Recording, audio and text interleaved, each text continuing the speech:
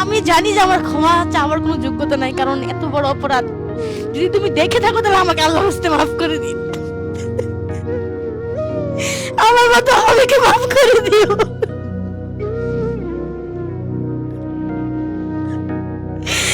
যে তোমার ভালোবাসা বুঝতে পারে নাই।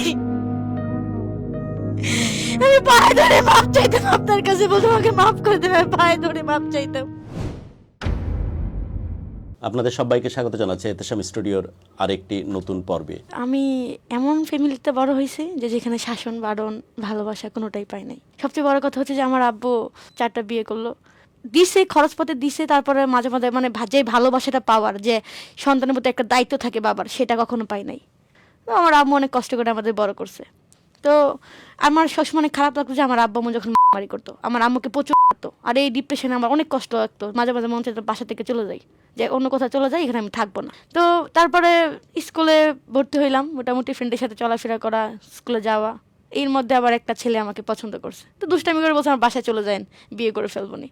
আমি আর সে ছেলেদের প্রতি কোনো ই নাই, যে আব্বু যে মারামারি করে, আমার অনেক জিদ, ছোট থেকে জিদ, আমি কখনো বিয়েই করবো না। ছেলেরা এত খারাপ, যা খুশি তাই বলে। বাপকে যেমন দেখেছেন। হ্যাঁ, মানে আমি এগুলো নিতে পারতাম না, আমার কষ্ট লাগতো। আমি রাতে ফুপিয়ে ফুপিয়ে কান্না করতাম যে কেন আমার আম্মুকে মারলো, আমার অনেক কষ্ট হইতো। তারপরে স্কুলে যাওয়ার পরে আমার ছেলের সাথে দেখা হইলো, একদিন দেখা হয়েছে, আমি বলছি ঠিক আছে যাইন বিয়ে করবো নি।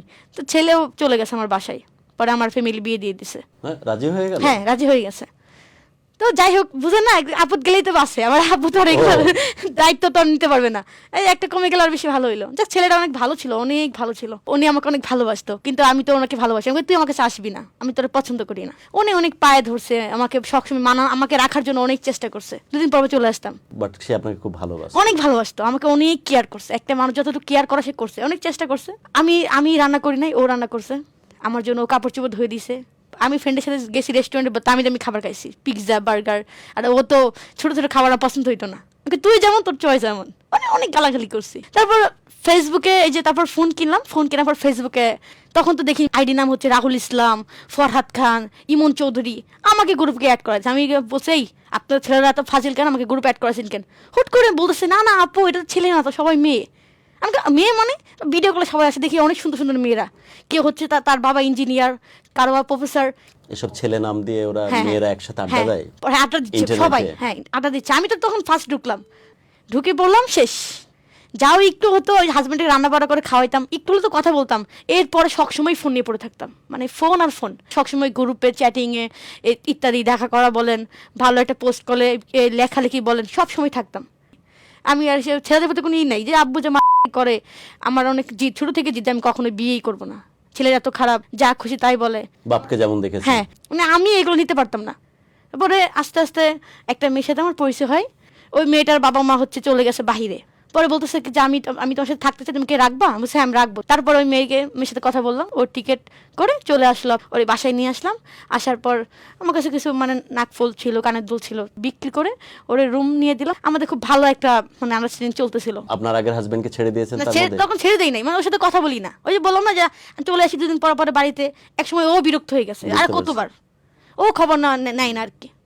তখন ওই মেয়েটা অনেক কথা বলতো, যেহেতু আমি একটু তার থেকে বড় ছিলাম। তারপর আমি চাকরি ইন্টারভিউ দিলাম, চাকরি হয়েও গেল, 3-4 মাস হয়ে গেছে। পরে আমার দিয়ে চাকরি অনেক কষ্ট হয়, রাতে 12টা আর 10টায় আসতে হয়। পরে আমার হাজব্যান্ডকে আমি ফোন দিলাম, বললাম তুমি চাইলে সাথে থাকতে পারো। ও তো আমার জন্য একদম পাগল।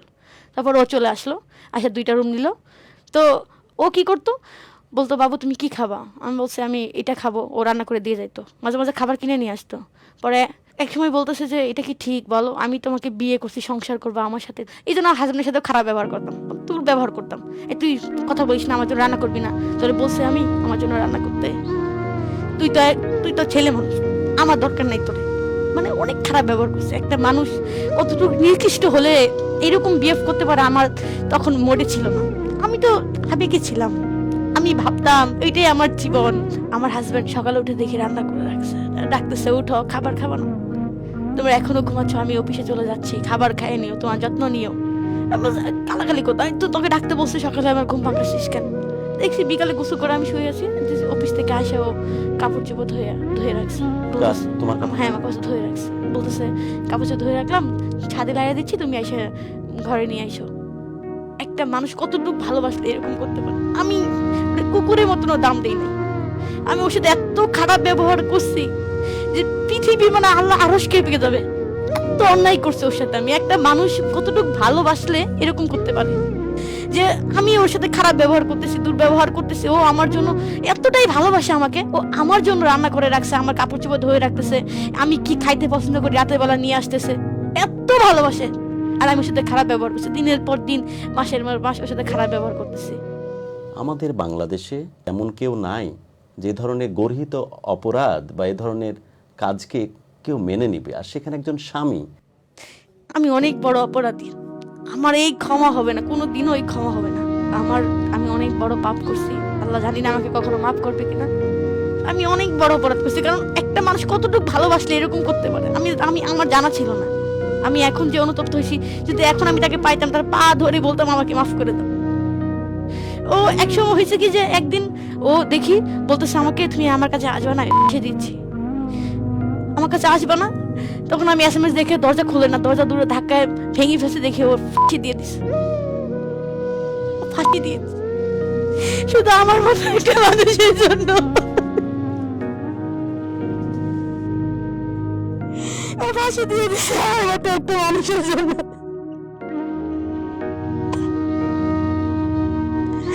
ও অনেক সুন্দর ছিল, ওর চেহারা মানে ওর চোখে, ওর চোখ দিয়ে গাল দিয়ে মানে যে কি বলবো লাল যে রক গুলো বের হয়ে পড়তেছিল। আমি ওর পায়ে ধরে বলছি নামেন তো নামেন, আমার ভুল হয়েছে, নামেন, আপনি নামেন। বলে তুমি আমাকে ছেড়ে যাবো না, বলো, তাহলে আমি নামতেছি। তুমি যদি একটু দেরি করতে তাহলে তো ওর জীবনটাই চলে যাইতো যদি আমি একটু দেরি করতাম। তারপরে বলছি বাসায় যাও, ও যাইতে রাজি না, বলতেছে না তুমি আমাকে ছেড়ে চলে যাবা, তুমি আমার সাথে নাটক করতেছো, আমার জীবনটার কোনো মূল্য দিলা না, আমি তোমার কি ক্ষতি করছি। বলছে আমি এটা পরে দেখছি, বাসায় যা বেড়ায় আসো। তখনও তোমার হাজবেন্ডের প্রতি মায়া কাজ করতেছে না, না? মায়া কাজ করে নাই, মানে ফাঁসি দেওয়ার কারণে ভয় পেয়ে গেছে, পর বাসায় বসে বাসায় যাও। হ্যাঁ, মায়া কাজ করে নাই। এইগুলো আমার হাজবেন্ড আমার বাসায় বিচার দিছে, আমার ফ্যামিলি তো আমাকে বের করে দিছে, বলছে আর কখন বাসায় আসবি না।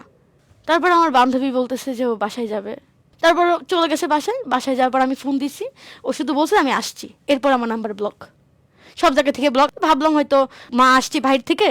আমি 1 মাস পরে দেখি সে ফেসবুকে ট্যাগ দিছে যে বিয়েটা করেই ফেললাম, শাড়ি পরে আছে। তখন তো হাত যে ধরছে, মুখটা সে স্টিকার দিয়ে রাখছে মুখে, হাতের মধ্যে দেখি আমার হাজবেন্ডের হাতের মতন। বলো কি? আমি আবার আরেকটা চিন্তা কল দিচ্ছি, সেটা ব্লক করে রাখছে আমাকে। আমি সত্যি করে বলো ওই ছেলেটাকে আমার হাজবেন্ড না?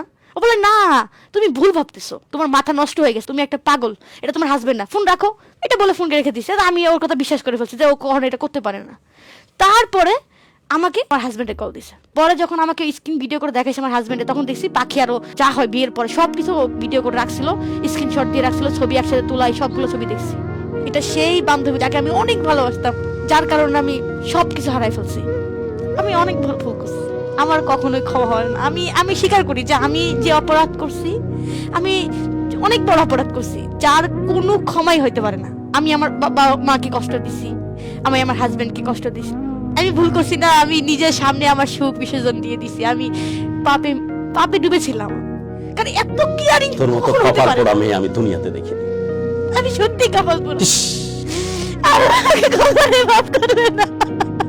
আল্লাহ রাব্বুল আলামিন তোমার বিধান, ধর্মের বিধান কত মারাত্মক। আমি অনেক বড় পাপ করেছি। আমি রাতে ঘুমাইতে পারি না এগুলো যখন মনে হয় যে আমি কত বড় পাপ করেছি। ধর্মকে বাইপাস করে কোনোভাবে ভালো থাকা যায় না, এর একটা বড় এক্সাম্পল। এটা কখনো সুখের জায়গা না, সুখের জায়গা না। আমরা অনেক বড় পাপ করতেছি। ডিভোর্স হয়ে গেছে? না, ডিভোর্স হয় নাই। ক্ষমা মনে হয় চাওয়া হয়নি, চাইলে ক্ষমা চাইতে পারো। ক্ষমা চাওয়ার মুখ তোমার আদৌ আছে কিনা আমি জানি না, আমার নাই। আর সবকিছুর ঊর্ধ্বে গিয়ে আল্লাহ সুবহানাহু ওয়া তাআলা, তিনি তো চাইলেই তার বান্দাকে ক্ষমা করতে পারেন। যদি খাস নিয়েতে আজকে লক্ষ মানুষকে সাক্ষী করে ক্ষমা চেয়ে ফেলতে পারো, আর মাবুদ যদি ক্ষমা করে দেয়, তাহলে এর চাইতে বড় প্রাপ্তি আর হতে পারে না।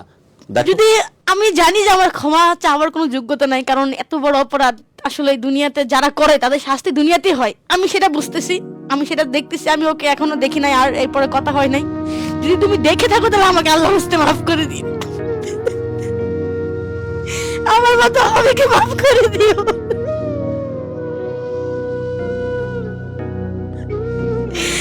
যে তোমার ভালোবাসা বুঝতে পারে নাই।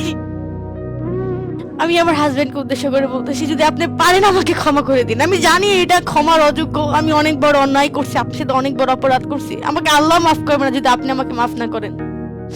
আমি আপনার থাকলে আমি পায়ে ধরে বলতাম আমাকে মাফ করে দেন। আমি পায়ে ধরে মাপ চাইতাম আপনার কাছে, বলতাম আমাকে মাফ করে দেবে, পায়ে ধরে মাপ চাইতাম। এই দুনিয়াতে বাঁচতে হলে আল্লাহর আদেশ মতোই বাঁচতে হবে, কারণ আমাদেরকে আল্লাহই পাঠাইছে আল্লাহর ইবাদত করার জন্য। এগুলো করতেছে আল্লাহ যাতে সবাইকে মাফ করে, আমাকে মাফ করে দেন আল্লাহ, আল্লাহ আমাকে হেদায়েত করুক, সবাইকে হেদায়েত করুক, কারণ আমার মতন পরে শেষে কিচ্ছু পাবা না। আমার এক কুল ওকুল দুই কুলি গেছে, আর কিছু নেই। বাট শেষ মুহূর্তে এসেও স্বপ্ন দেখতে চাই, আমরা শেষ মুহূর্তে এসেও বলতে চাই, এরকম ভাবে মানুষের লার্নিং এর জন্য এই প্ল্যাটফর্ম থেকে এই কথাগুলো শেয়ার করেছে, যাতে করে একজন মানুষ যদি ঘুরে আসে এই পথ থেকে, যে পথটা সত্যিকারের অর্থে নৈতিকতার পথ না, যেটা সঠিক না, তাহলে সেটাও হবে তার জন্য একটা বড় একটা ব্লেসিং। এবং আমরা বিশ্বাস করি যেখানে তুমি আছো, তুমি যেহেতু পরিশ্রমী একজন মানুষ, এখান থেকে আরেকবার ঘুরে দাঁড়াও। আর যদি সম্ভব হয়, আপনার উদ্দেশ্যে বলছি, আপনি তো অনেক ক্ষমা করেছেন, তারপরও যদি সম্ভব হয় এই মেয়েটার হাতটা অন্তত ধরেন, এই অর্থে যে এর সাথে আপনি একটা জীবনের কিছু গুরুত্বপূর্ণ সময় পার করেছিলেন, যাতে আপনার হাজবেন্ড, তাকে উদ্দেশ্য করে বলতেছি, অ্যাটলিস্ট মেয়েটা যেন আর নতুন করে মিসগাইডেড না হয়। কারণ এমন একটা বিশ্বাসের পরিবেশে জন্ম হয়েছিল, বেচারির জন্য হয়তো মিসগাইডেড হয়ে গেছিল, যে কারণে এরকম অন্যায়ের পথটা বেছে নিয়েছে, যেটা কোনোভাবেই গ্রহণযোগ্য না, কোনোভাবেই এই জিনিসটাকে মেনে নেওয়া যায় না। বিদায় নিচ্ছে আজ, সবার জন্য অনেক অনেক দোয়া।